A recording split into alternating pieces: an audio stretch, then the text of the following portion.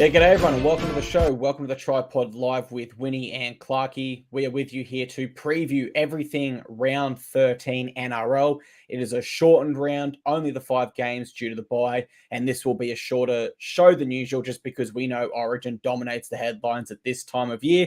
Before we get any further into the show, let me welcome in my co-host Winny. How are you going, mate? Good, thanks, mate. I'm scrambling. I never rush my process of getting ready for the show, but it's all the little bits that goes with it and us actually getting live. My fault, we're a few minutes off the mark. I also thought, our pods have probably gone a little too long. Maybe some of our viewers and listeners don't mind, but we want to keep it shorter and sharper, so we're going to aim to do that. It's definitely going to be shorter this week with only 5 games. And always wrapping up the results, 2-2 only on best bets last week. We did win the mixed matchup. We had a brutal loss on the same game at 11s, but we'll go again this week. I do have 2 best bets to share. That's it, mate. We'll go again. Let's jump into the best bets with that said. Now, the best bets are presented by TryPod merch for the last week. This is the final chance today, guys, to get your merchandise. Orders will be closing at midnight tonight, and we don't know when or if we will ever roll the merchandise again. So it's a very limited opportunity here, guys. If you are interested, the links are in this post right now. And if you're watching on a podcast later, hopefully it's not past midnight, jump on through the link there. Also, with that being said, Winnie, what have you got for us this week in the way of best bets? Yep, so I got 2. So as I said, you jump on that link if you want merch. Like, it's up to you guys. I think we've had about 50 or so people order 100 or so items. Pretty good. Like, it's been worthwhile doing. Just don't hit me up later in the next few weeks and say, how do I get merch? Because it is a one-off, truly. We're getting it all ordered in one go. And the way it works is once you submit your order, then I actually review it, make sure it's all sweet, the shipping address. Then I send you the details to pay. So check your junk because it is a short time now with we are closing it off. If you haven't paid kind of by midnight tomorrow night, your stuff might not get ordered. So as I said, we were scrambling. I didn't even get time to make the best bet graphic, but maybe someone can comment my best bets and I'll put them on the screen. Anyway, in any case, one of them is Warriors -7.5, which is $1.90 on Top Sport and pretty much 7.5 across the board. Some bookies might have gone to 8.5. So I'm going, the team I think is clearly stronger. The Broncos have 5 outs with Origin. The Warriors are off the bye. The Warriors are at home. They know they should be acutely aware they have this opportunity to stack up some wins during this period, and I think they'll get it done, and their defence will make it hard on Brisbane's playmakers, while their forwards will go through the middle where Brisbane are missing 3 of their best players. Then a new one, I am going either team 1 to 10. That is $1.87 on Sportsbet for Souths versus Canberra. And I'll share my reasons, but I basically can't split these teams, and both coming in off 20-plus point losses I think is a great spot for both to be very highly focused. A gritty game with some playmakers out, but still plenty of very good players available for this one. I just see an arm wrestle from start to finish. You know, the best thing, I'm not sure if our viewers know, but we don't actually discuss the best bets before we go live. So I hear them at the same time as everyone else does. Love the Warriors one. And I love the other one just as much. I am 100% with you on both of those this week. And I tip myself, honestly. I think they are fantastic best bets. But let's jump into the round. It is a shortened round, as we said. So we've only got 5 games to preview for you. Well, sorry, mate. And this, again, might be me getting my wires crossed. I wanted to hit you just a little bit of Origin chat. And I'm going to put the Origin teams on the screen because we haven't spoken since the teams got made official. So I wanted you to just give me 1 point, and I'd like to throw it to our viewers as well.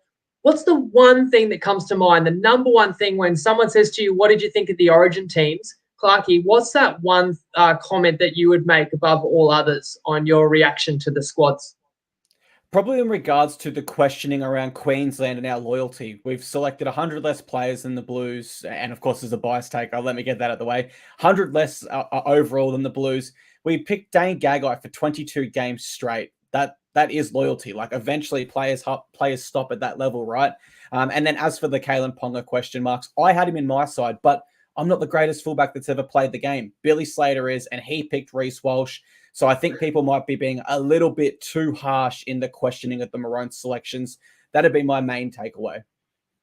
As Harry Potter asked if I've got fake teeth. Geez, if you were going to pay for teeth, you'd want them to look a lot better than mine. They're definitely real, I'm sorry to say. My 1 point was similar to you. Billy has clearly gone young and hopefully, for Queenslanders' sakes, hungry. Walsh over Ponga, Hammer over Gagai, Gilbert over Capewell, Collins and Flegler over Christian Welsh. He's really not gone for the experience or incumbency, and not just picking kind of the safe team that you can defend and then you can always change after game one. Billy's just picking who he thinks is the best team for the moment. When you're trying to defend the series, I think it's even harder than it is for the side that was spurned, that wants to fight back and feels like they got robbed last year. So I think you've got to pick the hungriest possible team. I like that call for Queensland. And I'll give a point for New South Wales. And I haven't heard anyone say this, so this is my take. I did tell you this one, Clarkey. I'm a Queenslander, take this for what it's worth. I would have picked Nathan Cleary as my captain. I think he's the first pick for New South Wales, not Teddy anymore. I think Nathan Cleary is the one who has been on the phone to Freddie talking about how New South Wales is going to play, has his say in who should be the 6, who should be the 9. I think New South Wales lost last series, lost 2 of the last 3. No positions should be a given. So just because Teddy's the incumbent and the incumbent Australian captain, I don't think that should have guaranteed him. And I think if Teddy was not captain, he'd be put on notice for his performance and would open the door to pick someone like Dylan Edwards if his form was undeniable. I just think at this point in time, it's Cleary's team. I always like my captain to be in the halves. Let him control the game, talk to the refs. Let Teddy worry about, obviously, defence, his own performance. Teddy's still going to be a leader, and others still respect him, of course. But I think he'd be mature enough to take that call and still be happy to be part of the team. Is that a crazy take, Clarkey? And let me know what else your guys' other kind of big thoughts were for the Origin selections. Yeah, I don't think that's crazy at all. All the journalists that are in and around the Blues camp are reporting that essentially Nathan Cleary is running all the field sessions. He's controlling how they play. He's telling players where they need to be on certain tackles and for set plays. And so handing in the captaincy at that point almost just seems very natural. I can only think that it's a respect thing for Teddy, for Brad Fittler with Teddy, that he doesn't want to strip him on the eve of a must-win series realistically for the state. And yeah, I agree with that. I'm just saying what I actually think would be the very best call. And I'll just put that out there. You guys let us know what you reckon. Which bookie? Souths Raiders, Sportsbet $1.87 was the best. It was also $1.85 I saw on Ladbrokes and Ned's. And now I'm ready to jump in and talk about the team who I'm wearing some apparel for, pridefully. Proudly, the Dolphins, who host the Dragons. Clarkey, set the table for us. Absolutely, they do. It's the Dolphins and the Dragons opening round 13. We're at KO Stadium in Redcliffe. We'll get the line for this one in just a second. For the Dolphins, they have Mark Nichols and Mason Teague in, but Felice Carfusi and Thomas Gilbert are out. Cody Nikorima goes to fullback, Milford to 5'8", and fan favourite Valence Tefade joins the bench. For the Dragons, Jack Bird is in, but Jaden Sewer is out. Sullivan moves to halfback, Molo in, Laurie out, and the favourite player of every Dragons fan, Moses Mbai, is back on the bench. Our line is set at -5.5, and I got a good feeling about the Dolphins in this one. Have you got a similar feeling? I've got a reasonably confident feeling, but I had a split feeling, which is why I didn't come up with the best bet. The Dragons were my best bet when these sides met, and the Dragons won easily. In fact, in round 5, of course, St. George was at home. That was an awful spot for the Finns. Bennett said it himself, whereas now I think it's a great spot for the Dolphins. They haven't played away since round 9, while the Dragons have had an emotional few weeks, to say the least. So we've got no Gilbert, Finn Diesel or Hammer versus no Hunt, Laurie or Sewer, as you said. Again, the Finns are coming in off a loss, and I think they should bounce back from such a poor start where they found themselves down 20 points to Melbourne, just couldn't climb out of that. However, the reason I can't just lay the 5.5 with the Finns is I know the Dragons lose Ben Hunt, who's their best player, but when you can slot Sullivan in at halfback, that's pretty quality cover. A guy, plenty of experience, and can do a really good job in the halves. In fact, it's exciting to see him partner with Amon. Whereas the Finns have lost a key spine player, and I'm not sure they've got such a great replacement in shifting Nikorima to fullback. I think there's major question marks over that.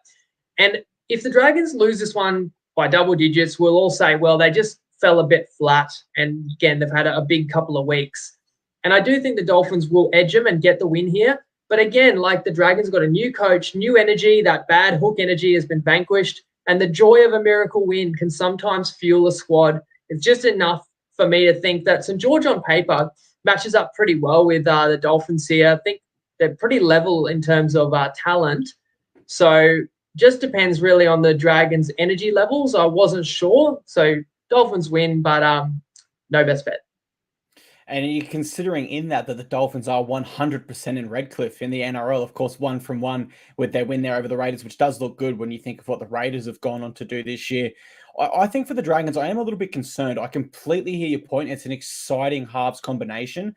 But if things don't go to plan and the Dolphins do start to get on top of this one, how do two young halves that aren't really noted kickers sort of dig their way out of it? And I just think Ben Hunt has been MVP for them or close to it in every game. That it is, you can't put into words how big of a loss it is. In my opinion, both sides, huge changes, and that'll impact how they play footy. For that reason, I am leaning with the Dolphins, and I'd be comfortable taking them at that line also, personally. I just think they've shown more versatility in how they can play and how they can win. Whereas for the Dragons this year, there's been a lot of close games, but they don't have potentially as strong as an identity as the Dolphins have shown us this year, where they've won in multiple different ways. And for 90% of games, they've been in the hunt. They've been in the fight for most of that contest. The Dragons, dismal record away from home this year, 0-6. They have not won outside of a home game. And in Queensland, they've lost 14 of their last 15. It's a road trip that the Dragons do not do well. Ryan Carr, if he does get the win here, Winnie, he'll make history. He will be the first caretaker coach since 2011 to win his first 2 games. So he is playing for a nice little bit of history there, which shows how hard it is to do, realistically. There's that energy burst, new coach, new systems, but history shows us that does tend to drop off into the second game there. So with that considered, I have got the Dolphins in this one. My play is Dolphins -5.5. We move to Friday night. It is the Eels v. the Cowboys at CommBank Stadium in Sydney. The line for this one is set at -14.5 in the Eels' favour. For the Eels, Joe Offahan-Gowie comes straight in for his debut. That's because Big JP is out in Origin. Madison and Davey are out. Luca Moretti and Matt Dury are in. For the Cowboys, there is so many changes I could go over. I think the key ones are Granville Lock, Hampton 5'8", Taulagi, Holmes, Cotter, and Dearden all unavailable. How are you seeing this one? Because that line there would indicate it's going to be a dominant win for the Eels. You seeing it that way yourself, or do you think this one could be closer than what people expect? I feel like it's a fair line. Offahan-Gowie is joining Parramatta in the nick of time when, as you said, 3 forwards are out. And then on top of that, Sean Lane was out the week before.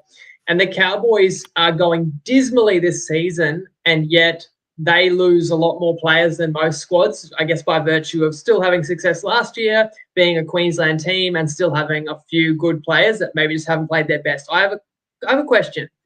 Taulagi doesn't get a release to go and play in this game because he's not even the 18th or 19th man for Queensland. I mean, I can understand Dearden if he didn't play in this game because the 18th man can be activated. Munster does have that rib injury, but I just feel it's pretty stiff for the Cowboys if they're going to lose Taulagi and Dearden. Neither of them might take the field on Wednesday. Do you know any more about that?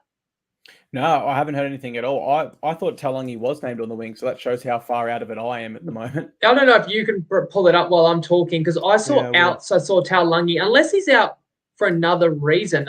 Maybe our viewers know this one as well, but I seem to see he is named on the wing there. They've got Taulagi and Cobbo as the wingers. Maybe there's an error on NRL saying Taulagi's out with origin duty. It could be just a typo and I read too much into it. In any case, that would be one reason why you wouldn't lay the points. That's one less players not playing. And I also don't want to lay the big line against the team that had arguably their worst loss of all time. I think you said it on the recap. That was the most points the Cowboys had ever conceded. And like the circumstances of the loss, when you came third last year and you were playing the team that was the wooden spoon last year and you conceded 66 points. Now you come up against a stronger Western Sydney team. But what keeps me off playing the -14.5 with Para, that other name looming in the reserves, Jason Taumalolo, because you said Big JP is out, but what if Big JT is back? I feel like his presence alone, if you lay the points with Para now, this line will come in a couple of points if Taumalolo is confirmed in. I predict. So as I say, Cows off their worst loss. You expect a reaction. Whether or not they can control the fate of this game remains to be seen because the Eels don't have too many key outs and most likely will control this game. And then it gets to, you're in that territory where the favourite can extend the margin late. So I would say if you like the Cowboys, play the first half line, take the plus in the first half, because I think they're going to have to start a lot better than they did last week. Want to get your thoughts on this one, Clarkey? I want to see if anyone knows about Taulagi or if I just made a mistake there. And you've got a try score as well. The take on Toppy has returned this week. Yeah, we've got to take on Toppy for this game. We won't start with that. We'll start with Matt Dury. Now, he's not my take on Toppy try score, but I think there's a bit of value there. Just with how the Cowboys really leaked around their edges last round, Dury's going to want to come in and cement himself back into this first grade side. So I haven't even looked at what odds he is, but if you're interested in those odds, that could be there could be some value there for Dury. I think he's a good try scorer there. I think it goes without saying I've got the Eels here. I'm comfortable they win and win well at home here. I think for the Eels, the only reason you might not play that line is it is a touch big, but you could fall into the trap of who they don't have. But who they do have is still impressive. You know, you have a guy like Will McGrigg, not really that known in NRL, but 200 meters last week. He stood up when he needed to. Matt Dury, I spoke of him just then. I think these are guys that can come in and do the job for Para when they need to during this origin period. Queensland teams are 1 from 8 in their visits to CommBank Stadium. And Eels have won 5 of their last 6 at CommBank as favourites. 4 of those wins were 26-plus wins margin. So very, very big margins there and 4 of the 5 wins there. My safe play here, and if you wanted to build a multi out for the round, which we will do with the Clarkey's Pick the Round challenge, would be Eels minus 9.5 and Sevo anytime try scorer. That's super safe though. My value play here is Gutherson, and he is my take on Toppy try scorer. I just think that the Eels are going to score points in this game, and when the Eels are scoring points, we know Gutherson is always around the ball. He's always following every play. His effort does not wane throughout the 80 minutes, and he's always putting himself in position to snag a try. So you can get $2 for Clint Gutherson through Top Sport for an anytime try scorer as my take on Toppy try scorer this week. And Clarky, I think it's still a mystery, mate. I just looked at the NRL app and they've got Robert Darby on the wing for the Cowboys. So if that's true, then that would mean that if you're just that the state of origin teams can take 3 or more players who aren't even in the 17 and hold them out of the round that precedes game 1. It's a loss. It's a tough one to swallow for a team like North Queensland, especially they've got multiple who are in the reserves. And we're going to get to another guy who was named in the reserves and yet might be playing this weekend shortly, because I've got questions about that as well. So that's why I can't see how Taulagi's playing. He's not on NRL.com, but you said you saw he was named. Yeah, for the Maroons. He'll be in the Maroons squad. Robert Darby will come in on the wing there. He's averaging 184 metres in Q Cup this year. 9 games, 7 tries. He's played 1 international for Papua New Guinea. So proud moment for the PNG country there that I love their footy. Now, this game, correct me if I'm wrong, Winnie, this will be our better same game multi as well, won't it? This will be the one. Yes. Parramatta. Awesome, if only they didn't beat South 13 plus last week, as we said on the recap, we would have won 11-1. That everyone hated that same game, and everyone said South would win 13 plus.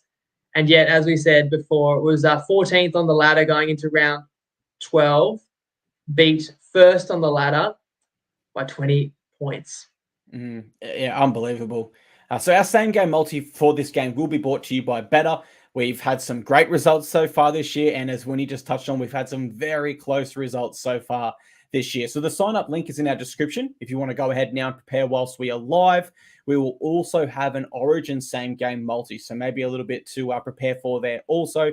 But please, guys, just remember to keep it real and ask yourself, what are you really gambling with? For free and confidential advice, call the number or visit the website on the screen now and in the description of this podcast if you are listening at a later time.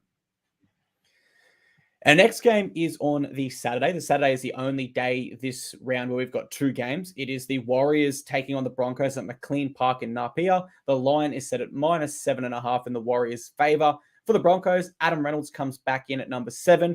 Tristan Saylor at fullback. I like that a lot when he actually averages the most meters of anyone in Q Cup at the moment at 205. Dean Mariner comes onto the wing. They replace Walsh and Cobbo, of course. 3 huge outs. No Haas, no Flegler, no Carrigan. That causes a complete reshuffle of the Warriors forward pack. For the Warriors, they're much more settled. Luke Metcalf comes in to make his club debut. Wade Egan is out and Freddie Lussick is in. Now, I know you love the Warriors in this game. I love them as well, Winnie. I think this is a great chance for them to get an important win throughout the Origin period, where typically a lot of sides are missing players and they usually don't have too many Origin reps. You're seeing it that way as well, right? Exactly right. And sorry, it is no mystery. I was tripping. I think with the Murray Taulagi playing on the wing for Queensland, so clearly not playing for the Cowboys. You know what I think happened? When I saw Hamiso was in the team, my brain just instantly said he's in for Taulagi. And it just registered, even though I knew it was Gagai. But I think because I thought for sure Gagai was going to be there, my brain was saying one thing, that even though my eyes told me something else. So never mind that. Clearly not playing, as you said. And that's why the Cowboys have got quite a few players out, as do Brisbane in this one. As you said, the game is in Napier. I still expect strong home advantage for New Zealand, who are off a bye here. And they do miss Walker and Egan, but you're getting Ford back, and Metcalf, by all counts, has been playing great in New South Wales Cup, as have Tristan Saylor and Dean Mariner in the Queensland Cup for the Broncos. They do have a chance in this one. Reynolds is back from injury. But it's a testament to Brisbane, actually, that the squad still looks this solid with that many players out. But as I said at the top, I've got to go the rested side at home, who are stronger and don't have to worry about new combinations. I mean, there's a real lack of star power in the middle of the field for Brisbane, which has been their strength this year. And you go on the other side of things for New Zealand, like Tohu Harris has been in and out. You'd expect he'd be a bit more fresh in this game. Finally, it's not a game where he's battling the clock to be fit. And Fanua Blake, arguably been the second best prop in the comp this year, behind Haas, who's been the best. And again, Paddy Tough Carrigan is out, of course, and Flegler as well. So I've got New Zealand controlling this one. Johnson shines over Reynolds on the back of that New Zealand forward pack. And that's why I'm willing to lay the -7.5. For what it's worth, from a betting perspective, just a few days ago, this game was pick'em. And I don't often weigh in on early lines because can be hard to get a lot of money on them sometimes, can move more quickly. And I don't like to show my hand ahead of the pod if it's not an official play. But knowing that pre-Origin, the lines were going to move violently, I want to give credit to Maddie, the Undertaker in our group, who are sometimes also called the Early Taker, tipped New Zealand at Pick'em. And I said I loved it then. And that was before I did not see Walsh getting picked for Queensland, and I didn't think Flegler would actually be in the 17 either, right? So I don't like getting a much inferior line where it was a 0 line and now it's 7.5, but I think there's additional reasoning, and I think the Pick'em was definitely wrong a few days ago. So I'm still endorsing it as a strong bet for this round. Yeah, Metcalf is coming in for his club debut here, but he was someone they sent away for the USA trip, the same specialist that Turbo and Latrell and Pappenhausen saw. So that's the league that the Warriors class him at, which is very exciting for that. You mentioned Fanua Blake. He's got 4 tries in his last 5 games. He is in some fine touch. I just think realistically in this one, the Broncos cannot win without Haas, Flegler, and Carrigan. Think how bad they looked that one game, and I can't remember exactly who the opponent was, but they were dominated in the middle. And it was when Payne Haas was unavailable. It was about 3 or 4 weeks ago now. And then add Flegler and Carrigan to that as well. Someone has to step up and make up some huge numbers there in the middle for the Broncos. And I just don't think they'll be able to. So much so, the Broncos have lost 3 of their last 4 games without Pat Carrigan. And in the last 2 without him, they've conceded a whopping 113 points. That's in 2 games without Carrigan. I am excited to see Tristan Saylor. He becomes the second ever second generation Broncos player. That is spit it out, would you? Young sister. I'll get there in the end. But he is averaging the most meters in Q Cup with 205 per game. I like the Warriors in New Zealand at any time. I like the Warriors even more when they're coming off a bye. They've won 8 of their past 11 games against the Broncos in New Zealand. So they've got a great record there against them. And more than half of this Broncos side will be playing in New Zealand for the first ever time. So my play here is the Warriors at that line. I think it's a great best bet. Then we move to the Rabbitohs v. the Raiders at Accor Stadium in Sydney. For the Rabbitohs, Campbell Graham is named. So, I mean, watch and see what happens there, guys. It's anyone's guess.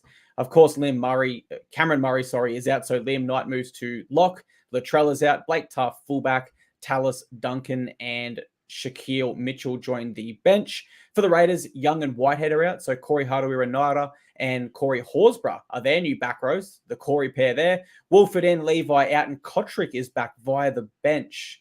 I'm not too sure what's going on there. Now, I'll hear from you in just 1 second, Winnie. Before we get there, we've got a new sponsor of the show. Nicole, the founder of Wiki, has a special clip for this. He has a try scorer this week that he's going to tip through his comparative tool, which is free. So let's hear from Nicole now.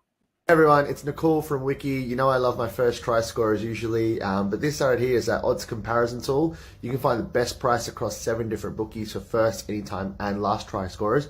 For this round, I'm going to stick with Josh Papali'i, anytime try scorer. Now, Souths are missing Arrow and Murray due to Origin, and Tom Burgess is still out. If you converted Papali'i's try scoring strike rate in his career to betting odds, you get less than $5, and you're getting $9.50 on Better. Good luck and gamble responsibly, everyone.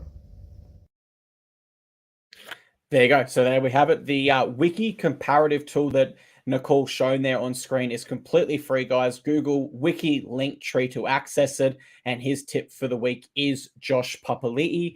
We've heard from Nicole, Winnie. Now let's hear from yourself. How are you seeing this game? I think it's got game of the round written all over it. I hope so. That'd be great for my best bet to respond to Nicole. At $9.50 about Papali'i is a prop that defies the odds. So that's pretty juicy. So as he said, that's available on Better, and he's hit some super long odds tips already this season. So check out Nicole's work. Shares in as you said, on the Wiki site. He has Discord and also shares in the TryPod group. This is another game, Raiders Souths, that was tipped by the Undertaker.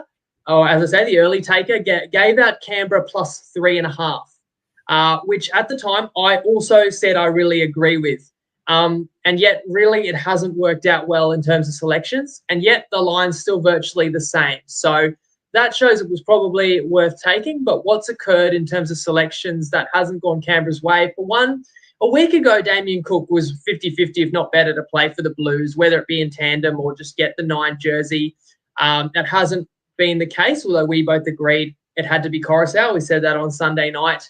I thought Campbell Graham was near 100% going to be playing for the Blues one way or another. And in fact, if he had been the 18th man as originally named, he would be unavailable for this game. So I don't know what you make of this situation, because it sounds like a bit of a dummy spit, like I don't want to be in the squad if I'm just a reserve, because how could you withdraw with a sternum injury? I mean, if Campbell Graham was named to start, are you seriously telling me he would have withdrawn himself? Clearly not, if he's now been named to play. I'm really confused. I'm interested in your take on this, Clarkey, as well as what others think. Campbell Graham's extremely hard done by and would have been in both our sides and will be a big boost to Souths should he play. I thought Totola was a smoky. Maybe TPJ gets that extra prop spot since Gerbo took his head out of the ring as kind of that power punch prop that may not need to play big minutes but will help you just with pure aggression in the middle. So Totola overlooked that helps Souths. Not every selection call went Canberra's way. Of course, Young, much deserved, gets in. Horsburgh, you figured those were both kind of 50-50 calls, and they got one. They kept one, they lost one. I thought Jai Arrow was also 50-50, and he has been named, so that's a loss for Souths. Plus, of course, Latrell, Cam Murray, we all knew. But what we didn't see coming was a loss of the Raiders captain, Whitehead. He's out injured, technically suspended, but he copped the suspension because he's injured. So it's like, which way am I going in this? Well, I can't fade Souths. I know how good they are, and they're off a 20-point loss, and they're retaining 3/4 of their spine. Plus, Blake Tough has played in the grand final. He's experienced and capable backup. I think their halves can go a long way to winning them this South Sydney. But then you look on the other side, and Canberra has equally capable halves, and I can't wait to watch the matchup of Walker versus White, along with many others. So the more I thought about it, I can't really split this head-to-head. I find it that tough because the Raiders still look really strong. As you say, Horsburgh's not picked. Papa made himself unavailable. The Raiders are off a bad loss in their own right. I know they're going to be dialed in. So I just see this being a gritty match and living up to the expectations of being the game of the round. And it's a bet I haven't made this season. It's not a bet I've made a lot. And it's hard to kind of justify sometimes, I don't know how confident you should be in a bet like this. They always sound really easy to win. They're never that easy. But I'm still confident it can win 55% plus for us. So I have taken either team 1 to 10 at $1.87. And I have got a mixed matchup to share as well. But I'd like to know if you could split these sides, Clarkey. I couldn't split them. I absolutely couldn't. I will tip Raiders. I'm leaning that way, but I just think a Rabbitohs side with Cook and Walker is still so dangerous. Like even last week where the Rabbitohs had their forward pack really didn't do much. Cody Walker still set up 3 tries somehow. He's just that sort of dangerous player. I think this one will be game of the round. And to touch on Campbell Graham, what I've been told, and I'm not sure if this is 100%, was it was the Blues that withdrew him. They said, well, if you're not 100%, we don't want you as 18th man. And that's what's seen him go back to clubland. So I don't think it was necessarily a dummy spit from Campbell Graham. It was the Blues medical staff saying, well, if you're not 100%, we'll get someone else because we need them to train throughout the week. The Raiders have won their last 3 straight against the Bunnies. And the last time the Raiders played at this home ground, it was actually the 2019 grand final. So we're going way back. And of course, not a great night there for the Raiders at all. I think with both sides missing key players, maybe not so many key players, but there are some, missing from both. I think that probably suits Ricky Stewart's coaching style a little bit more. So I'll tip Raiders here, but not enough to put my money where my mouth is. Instead, for this game, I'm going to go 2 anytime try scorers. Alex Johnston has scored 12 tries in his last 9 games that the Rabbitohs have played without Latrell. So I'll play him anytime try scorer. And Jordan Rapana needs just 1 more try to score 100 in the NRL. So I'll play him as well. My play for this game, Rapana and Johnston, anytime try scorers, Winnie, because just like you, I just can't split these 2 sides. It's too tough. So what do you think of this? This is a creative mixed matchup. Sometimes you've got to get extra creative when you've got less games. And man, I threw it at Tristan at like 6:28. I wasn't trying to get it through to the keeper. That's how much I was time for today, right? So we don't have a price locked in, but it's going to be the mixed matchup. Have a look. I'm not going to agree to a price that's not very juicy for our followers. Don't worry. But here it is. My mixed matchup is the Warriors to win by more points than the exact final margin of South's Canberra. So if the Warriors win by 8 points, then the final margin in South's Raiders has to be 1-7. If the Warriors win by 20, then this game can be either team by 1-19. So we don't know how many the Warriors will win by. If the Warriors win by 10, let's say, or say 12, then this game would have to be either team 1-10. So it'd have to be, if the Warriors won, say, 12 plus, we'd be like 50-50 to win. So the odds are going to be better than 50-50. It's going to be in the range of probably $2.40. But because it wasn't typical, we couldn't just work it out of the team totals. Tristan said he's going to get back to me with the price. So just check on Toppy for that. But hopefully people don't mind the concept because I'm kind of proud of that one. I think it builds perfectly into both my best bets this week. Yeah, that's what I was just saying. So basically we want the Warriors to win big and then we want South and as Raiders many to as win close possible. Game. And the thing is, even if the Warriors win by like 2 or 4 points, you're still a chance in this one. It needs to be very narrow. If the Warriors were to lose, I think we'd instantly be out. But that's the first part of the equation. And that's why we will get our juicy plus odds. Yeah. Well, we know Tristan takes care of us there. Have we got a clip from Tristan this week? Good call, Clarkey. We certainly do. Should we have a listen? We didn't hear from him after round 12. And I also wanted him to weigh in on any early Origin action. So I'll play that one now for us. G'day everyone, Tristan Merlihan here from Top Sport, and there was some wild results that we saw in round 12. Panthers got off, favourite punters off to a good start with a very comprehensive win against Brisbane, even though it was a pretty tight game and Brisbane sort of defended really, really well. Then we got those couple of upsets on Friday night where the Dragons, they were pretty well backed, and as we know with the new coach, there's always a bit of support around for teams like that. It was an exciting game. And then the Eels, they were very impressive against the Rabbitohs. I thought that was going to be a massive result from our end, but we actually ran into the 13-plus Eels in the live betting. So that was very disappointing to see after the game got resulted. The Tigers, though, that was one where the money was very much for the Cowboys. And actually there was a lot of money on the unders in that option. So that was by far and away our best result for the weekend.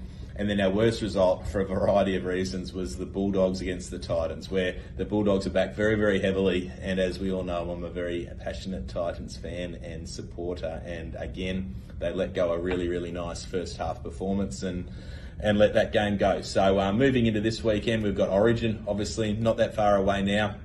it's a pretty even betting game where it's $2.25 the Queenslanders, $1.65 New South Wales, and 2.5 is the line. Been a little bit of a push on the head-to-head for New South Wales today, but I don't see that market moving too much. And then the games this weekend, they've been really tricky to price. Obviously, we've got a few players there that we haven't seen too much of, and players that are coming in to fill voids of the Origin stars. The Cowboys have been back from 16.5 into 14.5, so there has been a push there. The Warriors have been very, very well backed all week. Since we've released the prices up, it's been 7.5 solid. And then the big go has seen the Rabbitohs get back from underdogs into 2.5 point favourites, as well as the Knights. I don't think many of us thought the Knights would be $1.30 in a game this season, but they're $1.32 favourites, and they've been back from 8.5 out to 10.5. So some pretty big moves. Be fascinating to see some of these new players step up, and of course Origin, that's going to be a really, really good game. I think both sides have picked some good sides, so looking forward to seeing how that one plays out. If you're having a bet, good luck, and of course gamble responsibly. Good stuff. Now, Clarkey, Tristan said they copped some big live bets on the Eels to win 13 plus. I would not be surprised if some of those people might have been holding an 11-1 ticket on Better, and the only way that was going to lose was if the Eels won 13 plus once the Eels were winning late. So maybe some pod followers out there were hedging live. There was a discussion in the group that was the way to hedge it. I mean, even at halftime, Para was paying like $10 to win 13 plus. I didn't think it was going to happen even once Para was in front. We know it did happen, and it hurt. I'm nearly over it. Anyway, one more game to talk about for round 13. Yeah, well, it's a good way to hedge that bet, certainly. So we'll head to the last game of the round. It's the Knights v Seagulls at McDonald Jones Stadium in Newcastle. The line for this one is set at minus 10.5 in the Knights' favour. Big change here, guys. Kalen Ponga is back at fullback. That pushes Lachlan Miller to the bench. Gamble to 5'8". Jack Johns in. Frizzell is out. For Manly, I mean, this is just about the three biggest players you could lose from any side. Cooper Johns, halfback, DCE out. KO Weeks, fullback, Turbo out. And Sipley is in for Jake Trbojevic, who is also unavailable. The last time these two sides met, Winnie, there was 64 points scored and it was a draw. I think this one should go the way of the Knights pretty easily. Do you see it that way as well? I do. Now, to respond to some comments, Nate said, can you show me the market, either team 1 to 10? It's under margin markets, and it's called TryBet in brackets 10.5, and then you take the either team. And Craig says he can't find the better bet. It is hidden away under sports specials. It's not usually under the Friday night footy game. I also post in the TryPod group every Friday arvo once available. I share my reasoning behind it and a link directly to the market. As for Sunday, you're right. This is a rematch of the 90 minutes of madness in Mudgee, of course. In terms of personnel, Frizzell was a bit of a surprise to be picked for New South Wales, but we said we're watching his form closely and it's justified. But O'Brien overall had to be doing cartwheels when you consider that Daniel Saifidi didn't get in the team, and of course Kalen Ponga has even been overlooked. And now we'll play this on with a point to prove. While Manly lose Turbo, that wasn't a certainty, because we thought maybe Turbo would be in the same boat as Kalen. DCE, of course, but then Jake and Ben Trbojevic both injured last week. I'm interested to see how Miller plays off the bench, how the Knights use him specifically, and I don't mind the move. You would say, it's a knee-jerk reaction, moving Ponga to fullback to avoid the potentially contact in tackles. He had another one on the weekend. But when you see the form of Tyson Gamble, I think he's viable. When you see that Miller, maybe the fatigue of playing week in, week out, 80 minutes at fullback, and with his work rate, was weighing on him, I can justify that call. And I know Ponga wants to prove that he's still elite at that position. And I think the Knights will get it done on the back of that. Gagai, of course, will want to prove himself too. And it's quite an inexperienced 1-6-7 for Manly. And if you've got an inexperienced 1-6-7, you want to hope 9 and 13 can help you win you the match. And that's Croker and Kepi, not exactly noted match winners either. So I definitely like Newcastle. Full disclosure, probably a best bet for me if it's a single-digit line, but it's just crept to double digits. It's probably just enough to be a lean for me rather than a like on Newcastle. I definitely expect they should win. I'm really keen on Knights in this one. And I go back to my recap show last week, and I said, how long do they persist with their current spine? And do they change it to Miller on the bench, Ponga? And literally it happened a few days later. So we got our answer for that one. Can I just be brutally honest and say, a Trbojevic-less Manly side without DCE also is not NRL standard. Those three players do so much for Manly. It's not funny that I don't see how the Sea Eagles are competitive at all in this. I know the last time they met, it was a draw and it was a competitive game. I just can't see that happening at all again. I love Kalen Ponga back at fullback. I think he's a real chance to send a big message here, as is Dane Gagai. Both men will just be stinging so bad to have missed out on Origin. They love the Maroons so much. And I just don't think this Manly pack has enough to go it against the Knights, who are realistically just missing Frizzell, I believe, at the moment. They lost their last 6 out of 6 without Jake Trbojevic. There's no Ben Trbojevic, no Aaron Woods, no Josh Alloy-A, and no Kelma Tuolangi. It's just so many losses there. Factor in, they have a 33% win record without Tom Trbojevic. It'll be their first game without Jake or Tom since round 18, 2021. So we're going back like 2 years just about. I just can't see how they get it done. You look at that statistically, you look at the team lists, you break this one down how you like. Every single factor for me leads to the Knights. And I do think they're more than capable of covering that 10.5 line, absolutely. I love Dominic Young here for a try as well. He had 4 last time these two sides met, and he's got 13 tries in his last 10 games at McDonald Jones Stadium. My play for this one, Knights 13+, Dom Young, anytime try scorer. Sounds good, mate. Now, I hate to do this live. I'm going to put you on the absolute spot here, but we need to tell people anyway. You did mention to me, you originally were saying your availability was more leaning towards Tuesday, but I thought we had discussions where you might be free Monday. I'm thinking a Monday Origin 1 preview could be even better just because we give it that bit more time before the game. But I hate to put you on the spot, but I kind of am. Can you say which day? I can make either work. So you tell the followers which night we will do our live Origin 1 preview, which will include some exclusive markets and exclusive tips as well. So if we go the Tuesday, I'm just thinking, if we go Tuesday for Origin, Thursday afternoon for the NRL round, does that work?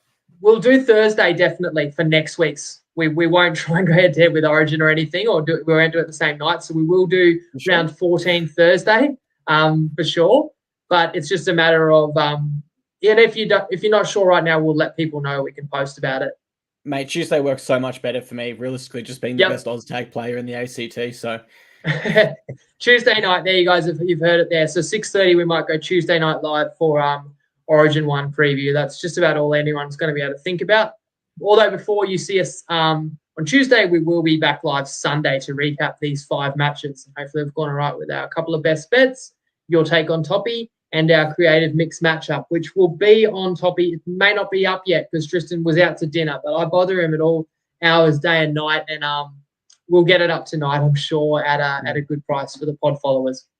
Mate, I love it. Final part of the show, Clarkey's Pick the Round Challenge. This will be included with all our best bet graphics on the TryPod group and my page. I'm going Dolphins -5.5, Eels -9.5 with Sevo anytime try scorer. I think if the Eels are to win by a margin of 10, it makes sense for Sevo to get over. Going to play it a bit safer with the Warriors game and just give them a -3.5, so they've just got to get that one try. Couldn't pick the Rabbitohs and Raiders game.